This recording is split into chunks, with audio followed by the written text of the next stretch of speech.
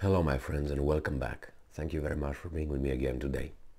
Bad news for the European community or Eurozone and Western countries in general due to the high inflation and lack of or very expensive energy. This comes from IMF, International Monetary Fund, and some other experts. And this is concerning because the economies of most of the European Union's country will have a deficit, economic deficit in 2023. So that's not a good deal.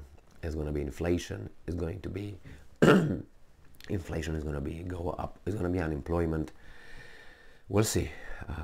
Shoot yourself in the foot. What do you expect? This article comes from Al Mayadin from January 1st, 2022. Eurozone economy set to shrink in 2023 due to high inflation, reports. And the other article that I have here is IMF says that Europe faces harsh winter by giving up on Russian energy. So let's see what these guys are saying about the economy of Eurozone shrinking due to high inflation in 2023. Europe is trying to tackle dwindling fuel supplies from Russia caused by Western countries' tight anti-Russia sanctions that were imposed over the start of the war in Ukraine in late February. The Financial Times cited economists who warned that the Eurozone economy is set to shrink this year due to high inflation and potential energy shortages. The economists indicated that the single currency zone was already in recession, with the gross domestic product expected to contract over whole of next year, which is this year.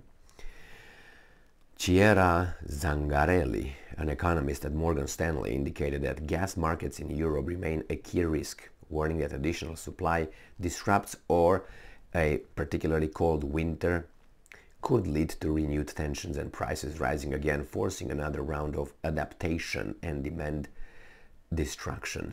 Yeah, well, why don't you bring more sanctions on Russia? That should do it. According to Brzezinski, and this is another person coming from ING Bank, says next winter will be even more challenging. Ready, my friends? Next winter will be even more challenging.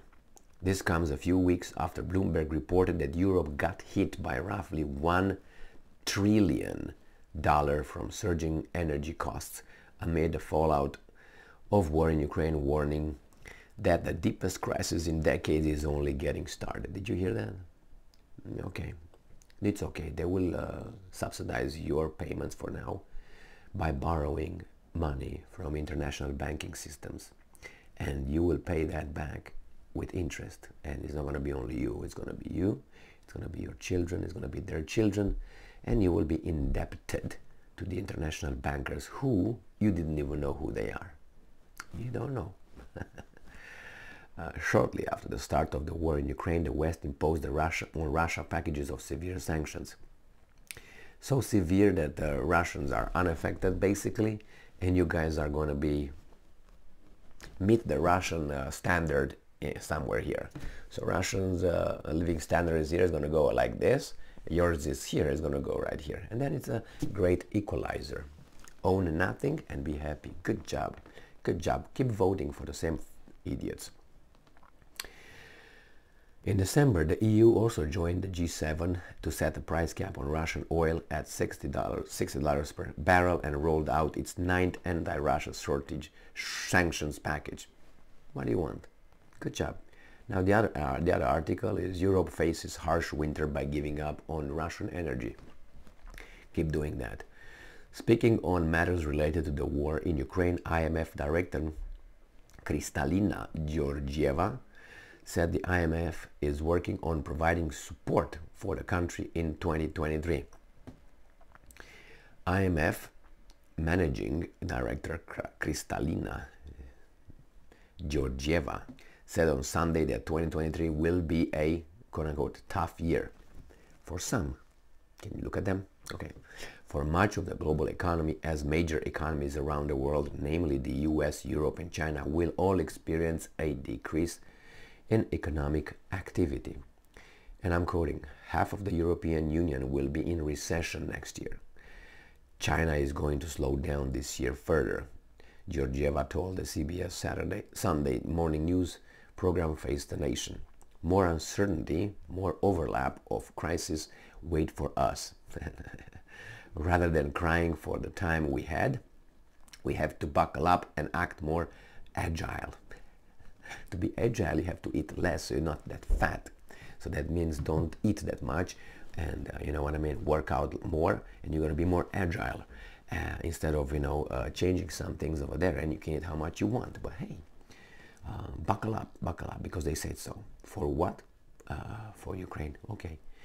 Georgieva added that the decrease of interest rates and the appreciation of the dollar will have a devastating impact on several economies such as Chad, Ethiopia, Zambia, Ghana, Lebanon, and Sri Lanka. It is very important for the IMF to solve the debt in those countries. How? By giving you more debt, investing, and organizing with you. Show me the countries that work with IMF and became successful. They became successful, and if you look at their debt, international debt, national debt, they are, how do you call it, servants. That's it. Look at Romania. People say, oh yeah, this improved, that improved. Look at its debt and see how great Romania is. And who? To whom? Some faceless bankers. She's not in charge, by the way, this Georgina or whatever. So it is important for the IMF to solve the debt in those countries, she stressed, noting that at the IMF, I'm quoting, we are working very hard to press for debt resolution for these countries, end quote. Yeah, that's exactly what you do, because bankers are over there to help you. No, banks function like this. Banks function by interest. For them, the more the interest is, the more you need money, the better I live. So for a bank, which is not over there to help, a bank is over there for profit, okay? The bigger the interest, they're dealing with idiots, and the bigger the sum those idiots incapable of managing their countries are coming to beg for, the more profit we make. So why do you think these guys want to lower the interest? Because they will not be able to pay? Is that what it is? Guess who or with what those countries, how should I put it, use as a collateral when they get the loans?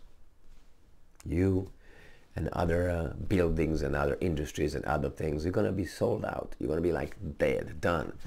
When these guys are going to be done with you, they're going to start saying, okay, now we take possession of this, we take possession of this, we take possession of this.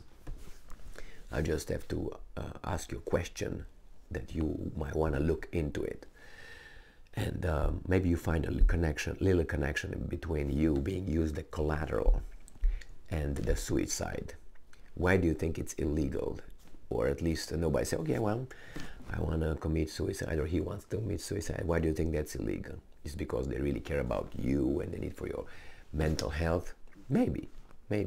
But some said that maybe it's because you are the collateral, the one who brings taxes, and from those taxes will be paid the debt. So they can't afford losing, you know what I mean? Some people say that. I don't know, look at, I think the United States filed for bankruptcy in the 30s or something. And since then, anyway, look and read how and with whom United States got the loans and filed for bankruptcy or whatever it did. And you're going to be surprised. Thank you very much for being with me again today. Stay strong, stay smart, look for the truth, and be just.